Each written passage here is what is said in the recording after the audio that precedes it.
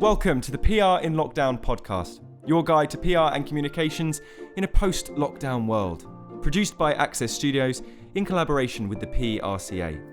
I'm Rob Double, and in this episode, I'm talking to Nina Jaksic, Senior Communications Manager at BNY Mellon Investment Management. In this episode, we're looking at comms in-house. Nina runs us through how she worked closely alongside her colleagues during lockdown to support her organisation, and provides a really interesting insight into how we might be working months, even years ahead. Nina, thanks so much for coming on the podcast. Thanks, Rob, for having me. I'm good. I actually remember I did a podcast with the PRCA, I think about a year and a half ago. And if somebody would have told me that we're not going to do it in the studio next time and that's going to be from home in the middle of a pandemic, I probably wouldn't have ever believed it. But I'm good otherwise. I think there's so many things that if someone had said even like, I don't know, 5 months ago, 6 months ago, this is going to be the reality, people have just been like, oh, come on, don't be ridiculous. And we're probably going to be saying that in 6 months' time when we're, about things that we're doing in 6 months' time as well. It's bizarre, isn't it? It is. And I just hope that it doesn't end up, 5 years from now, we'll be like, oh, do you remember back in that day when life actually used to be this way and now it's completely different? So who knows? Let's just talk then. This is all about in-house because you're an in-house communications professional for a big organization as well. Just talk to me about your role at BNY Mellon Investment Management and also the team around you and just so we've got a sense of how you work. Yes. So BNY Mellon Investment Management is one of the largest asset managers in the world. So we manage around $2 trillion on behalf of institutional investors like pension funds, insurers, governments, all the way down to the more retail market as well. We are a global team. We're a global in-house team. And that's so the US, LATAM, EMEA, and APAC. And I sit in the EMEA team, which is based out of London. So we effectively look after all of the reputation management and external communications and media relations for the entire businesses and 8 of its investment firms, which are based all over the world. And we look at that from a UK and predominantly continental European perspective as well. So let's talk then about the start of lockdown, or at least maybe even go further back in the start of when you first realised that coronavirus was a thing. You mentioned that you saw a Bloomberg alert in January. And did you actually have any sense of this being an impending risk and an impending thing which is going to have such significant impact on everything? None at all. I remember getting the Bloomberg alert saying that there'd been a novel coronavirus that was spreading in China. And I actually grew up in Singapore, so that was around the time as well that the SARS pandemic was hitting. And I think it's maybe because I wasn't an adult then and I was a child and I was a bit younger. Maybe I didn't quite register what a pandemic meant. But back then, and I suppose that's because we traveled a lot less, the SARS pandemic didn't spread as far as Corona did. And before we knew it, I was thinking like, oh, well, it's probably going to be quite localized. It's not really going to impact us. And then fast forward a few weeks and, the weekend alerts that everything had happened in Italy, which was at that point a bit worrisome because my family's based in Slovenia and they border northern Italy. So I called my mom, I called my sister. My sister's a doctor, and I was saying, okay, what's going on? And they're like, it's fine. Nothing at the moment. They're closing the borders, but they sort of did give me some sense of calm that, at least things are okay in order there. And then before I knew it, there was 13 cases in the UK. A couple of days later, the shutdown happened. Interesting to jump in there. One of the things that, you've mentioned is that you volunteered to do a 2-week working from home test, which was initial. Just talk through that process. And then I think a week in, actually it was transitioned from just being a test to the foreseeable. Yeah. So, everything had started moving. And, I was speaking to my friends on the continent and they were all saying wow, this is getting a bit more serious here. And ironically, I don't know if it was the same for you, but I was in touch a lot more with my friends during this time than I ever had been before because you're just constantly comparing notes. You're in this bizarre situation. And I volunteered myself to go and effectively test working from home just to see, that our systems are in place. And about a few days into that, we got the note that, we're all going to be working from home indefinitely. Was that before the UK's lockdown actually came into place where the government told everyone to stay? That was before then. So you were proactive in actually the decision to head home. Yes, yes, it must have been. I think it must have been. God, all these dates are not confusing me. It must have been around March time. It must have been around March time. But that was when you could slowly start seeing the city empty out quite a bit as well. Yeah. You know, when you were on the tube, it was ghost town. There was nobody anywhere. So yeah, that was around then. And, you know, it was very strange for me because I had never worked from home a day in my life. And it was bizarre, to be honest. And then I remember speaking to my boss at the time and I called her and I was saying, oh, Smita, you know, it's fine. What we'll do is we'll catch up in 2 weeks back in the office. You know, I'll see you then. She's like, I don't think this is going to be weeks, Nina. I think this is going to be months. And that is when it really started hitting in. And that was, I think, the first time that I actually registered that this is definitely something that's going to be impacting us here. And once you'd registered that, once you'd started to realise, you mentioned that you'd never worked a day in your life at home before. How did you personally, you know, react to it? How did you, what was your instant reaction? And then how did you try and adjust yourself to that completely different working environment that you've never ever been used to or experienced before? So it was definitely terrifying. I don't think I'm going to be the only person that's going to say that. It's because it was something that we'd never experienced before. You know, there's no playbook for what a pandemic is like. You know, we didn't know how, you know, we just didn't understand the virus. All we just knew is that, you know, we were told to stay home, not leave the house. So I think that entire situation is quite terrifying. And then, of course, on top of that, working from home and having to adjust. And I think it's absolutely incredible how humans can adapt so quickly. I sort of find that, you know, the first day working from home was just bizarre because it's a pandemic. And it was bizarre as that, oh God, I'm now logging in from my home rather than going into the office. But everyone just, I think, adapted really, really quickly. I remember we put in, you know, catch up. So if you're in an in-house PR team, there's so much information sharing that's going on. It's going across the desk. You know, you're constantly communicating who's speaking to which journalist, who's doing what. You know, you're constantly bouncing ideas off. And so we never had a formalized meeting because we would always speak over the desks. So what we did is we put in 9 a.m. and 4 p.m. check-in meetings where we all said what we're up to. We gave each other ideas. And I thought that was so incredibly helpful. And I thought that kind of really got us in the right place. And actually, over time, we got rid of the later meetings simply because, you know, everyone was so in sync as to how we were working, which again goes to show how adaptable humans are. We were so in sync that we didn't actually need the later meeting. So that's interesting. So you found that, you know, this adjustment towards virtual and these 9 a.m. and 4 p.m. meetings, as you just said, it's nothing like the amount of communication that happens when in an in-house comms team in an office where things are just flying across desks. But yet, you actually found it was sufficient, or were there still things that were lacking in, or like you weren't able to fully work together in the way that you'd had been when you were in person? I think actually it was incredible how it all sort of slotted together. I think, you know, everyone was just sort of, you know, the key focus was, all right, let's work like an agile, focused, and, you know, I would say laser focus would have been it. Let's work to that goal. And that's exactly what we're working at. And we're slowly getting used to it and we're slowly adjusting. But I think, you know, I think that the environment in which we were working required that kind of approach. But I still think, you know, we're constantly on the phone to one another. We're constantly on, you know, is it WebEx meetings with the wider business? So we are still very connected.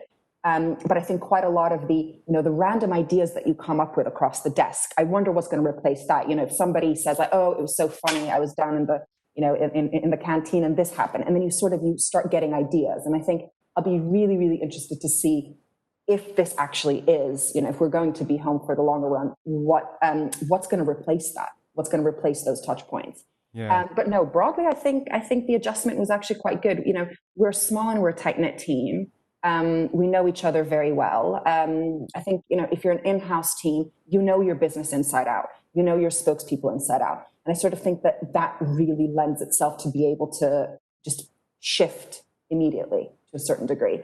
And yeah, I think so far it's worked really, really well. But I definitely miss them. I miss being in the office. I'd have to say that, you know, I'm definitely somebody that quite likes the interaction in the office. How did you personally, what were your coping mechanisms? How did you adjust to the, you know, from day to day, moving from being in person, loving the office environment to the virtual world? And what were the things that you did during the day that kind of kept you just in focus, kept you still working as productively as you can, and also kept you, you know, feeling good about what was going on? going on? So obviously work was extremely busy. Right, we're in investments, so we were there was so much going on at that point. It was incredibly busy. I'd say for at least the majority of the few months, which is great because I think that just kept you busy and you didn't really have to ponder. And I'm quite I always think about the doomsday approach. So I always kind of felt that it was good that I kept myself busy at that point. But I don't know about you, but I remember when the weekends kicked in, I couldn't wait for it to be Monday again because there was just nothing to do.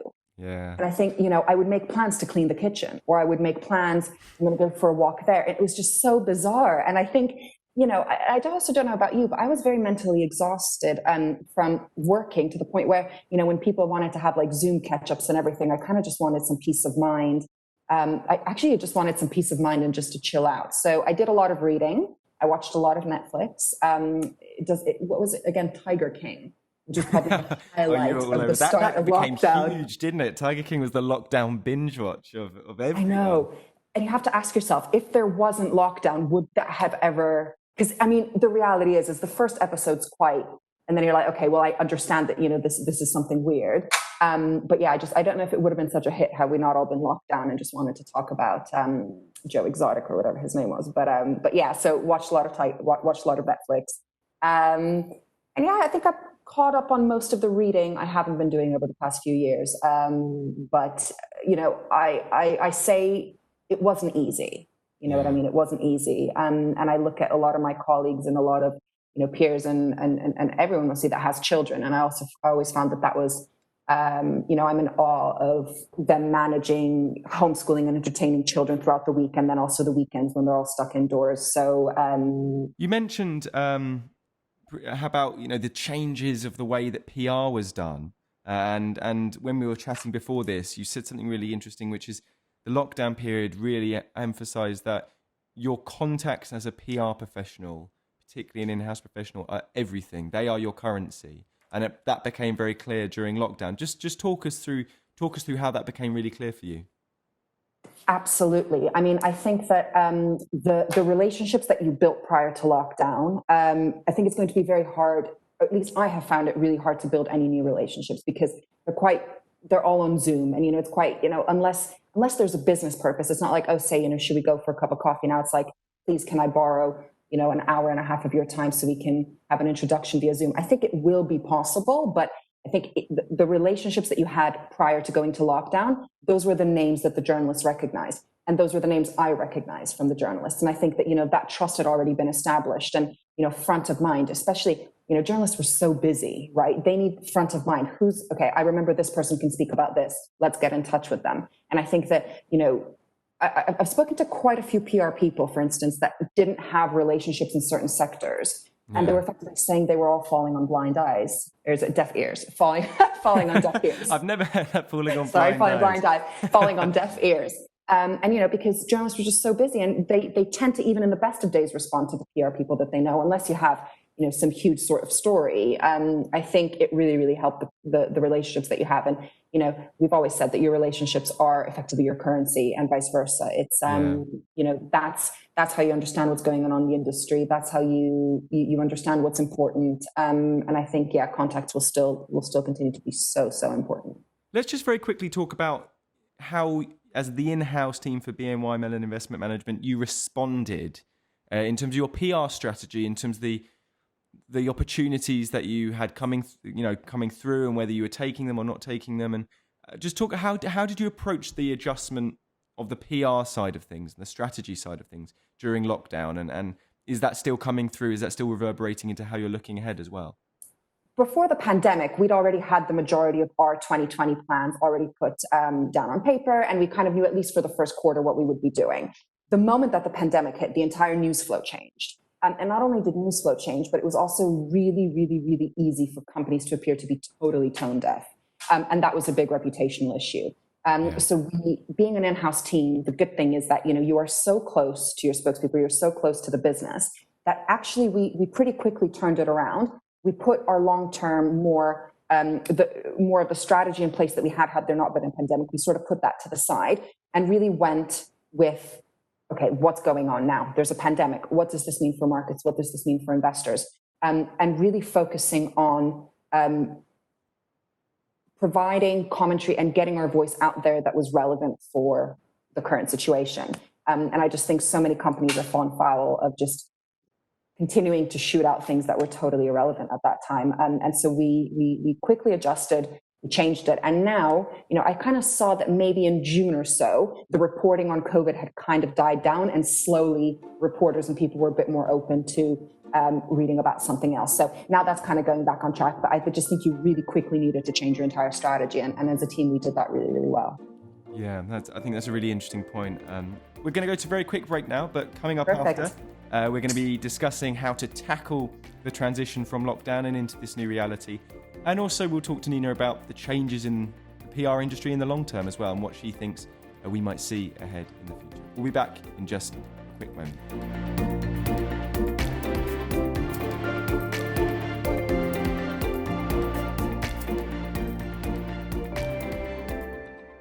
Let's talk about the now and the movement towards a kind of sustainable future way of working, at least until COVID-19 has been able to be controlled through a vaccine or however.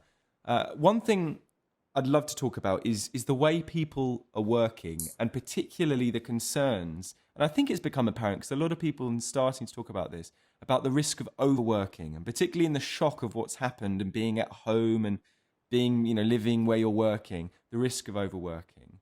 One thing I think the point that you've made when we've been chatting earlier is that people hopefully now may go into a more sustainable work-life balance.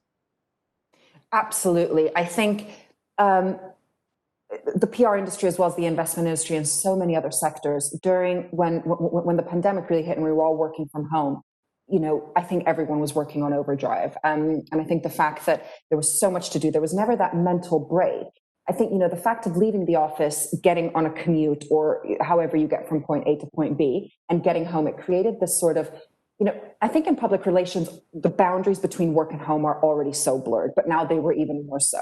Yeah. I remember that, I'd be working up until say 9 or 10, and I'd say, oh, you know what, just one more email, and then it's already way later. Or, for instance, you try to be good and you're like, right, I actually need a break. My eyes are hurting. Yeah, I think that's really interesting. I think a really good point as well is in terms of burnout is, as has been mentioned on this podcast before, you're, let's say, doing a WebEx or a Zoom call with your work, all day, and then you're doing another WebEx or Zoom call on exactly the same platform, maybe with your team or maybe with some friends outside of work, but you're still using the same platform. You're sort of still sat in the same place and in the same context, even though you're mixing work with outside of work. And I think that did have an exhausting implication on people, just not having any kind of separation on actually how you were communicating as well. Absolutely. And I think it's really important to remember that, quite a lot of people that are living in London, especially, we don't have that much space here. So a lot of the people are actually working from their bedrooms, especially if they have flatmates. And, it's people are actually getting up from bed and going to their desk, which is in their bedroom. And I think that's really important to remember, when you're doing video calls, all these sorts of, everyone's trying to adapt as much as they can. And the blur has really, it disappeared for a few months. Whereas now I sort of think that people are saying, look, if I burn out now, the repercussions and the long-term damage just isn't worth it. And I'm loving all of the out of offices I'm getting as well, which is good. People are taking a break and they're going on holiday. Do you think, looking at PR and communications in particular, part of the risk of the burnout and the overworking is a fact that potentially the value of PR as a channel of communication and of importance has actually increased as well over the past few months for a lot of organizations and professionals? 100%, absolutely 100%. At least, companies, whatever size they were, they needed to communicate more and more during the pandemic. They needed to communicate with their clients, their customers, their regulators, their employees. I think communication has just become so much more important. And I think businesses across the board have really seen the value is that if you have a good communication set up internally or via an agency, it just makes your life a lot easier. And absolutely, I think... How are you looking to, make sure that you personally don't overwork? What have you put in place to almost check yourself from your working life? And I suppose as well, looking ahead, are you keen to go back to the office, or are you happy working virtually? Now, have you seen the benefits and actually you can see this as a long-term thing for yourself personally? So I absolutely, I love the office. I love my colleagues. I think it's such an important, place for idea generation, for interaction, for meeting your colleagues. But then again, I've never worked a day from home before in my life. As I mentioned, that was literally because I thought that I wouldn't be able to focus. There would be too many distractions. But actually, I think, there's huge benefits. There's absolutely huge benefits. Being able to, as simply as that, do a gym class in the morning before you go to work. I would have to wake up so much earlier to do that if I had to still go to the office. I live in central London, so for me, it's actually pretty easy to get to the office. And I think that's been great. And I also think having the ability to somewhat manage your time and do things before work and do things after work. And I think also, if you need to, it's just so important, just get up from your desk and go for that walk. Do that phone call when you're walking, go outside, get some air. And back to your question, I think, I'd be happy with a hybrid. And it looks like that is the way that it's moving into. I think it'll be so interesting. Give it 1, 3, 5 years. And I think it's going to be so interesting to see how workplaces will change, right? Yeah. Will we actually all be virtual? Will we actually all, be back in the office? Because I still think, a lot of humans have short memories, right? Maybe people want to go back into the office. I never know. I think it's going to be so fascinating. Give it 3, 5 years, and it'll be so interesting to look back. Well, let's chat about what you see, particularly for in-house teams in the long term, and what kind of changes you expect to see in the kind of PR and communications profession. You see that, you mentioned that people will have short memories. And so actually you think that a lot of people will return to their normal, I suppose is a relative term now, but as in to go back to their old conventional ways of working, with maybe some parts of what we've done over the past few months filtering through. But actually, people they'll want to go back to the old normal. Potentially, some will. Some will. I mean, you look at the statistics that, a lot of the news are reporting that actually the vast majority of people want to stay home. So I think it just all depends. I think we've spoken about this. I think it's going to be really interesting is that, especially for junior members of staff, I remember when I was working in the offices that you learn from things you hear in the background. Somebody says something, you subconsciously pick it up. When you're in a meeting, you kind of learn the way, you pick up nonverbal cues, you pick up subconscious things. When you're going for a job interview, you walk into an office and you can pretty clearly see what the culture of the firm is. You can see, right, this is what they value, this is what they don't. And I think it's going to be so fascinating. What is going to replace all of these touch points? What is going to replace touch points when you're hiring? What is going to replace touch points if somebody wants to move jobs? What is going to replace those touch points when it comes to training? Something will, if we stay working from home in the long run, something will need to replace it. And I think it'll be so fascinating to see what that is. So, there's loads of touch points. It comes to, let's see how well virtual actually does end up working. And I think we'll only know that in 3 to 5 years. Nina, if people wanted to get in touch with you both on Twitter and social media or via BNY Mellon Investment Management, what's the best way for them to do that? I would say to send me an email. I don't use Twitter. PR who doesn't use Twitter. Fascinating. I know. I've never used it. I always find I have nothing particularly interesting to say. I would just be retweeting other things. I've never used Twitter. So definitely not Twitter. I deleted Facebook just recently as well. So I'm actually moving out of the social world. So I think email would probably be best. And that's my first name my last name at bnymellon.com. Amazing stuff. Nina, thanks so much for coming on the podcast. And thanks for listening as well. Don't forget, this is an ongoing series. So if you love what you've listened to, which I hope you have, then subscribe to us on your preferred podcast library. Or alternatively, this is a video podcast. So on YouTube, search PR in Lockdown. And Nina and I will be there for you to watch as well as listen to, as well as many, many others.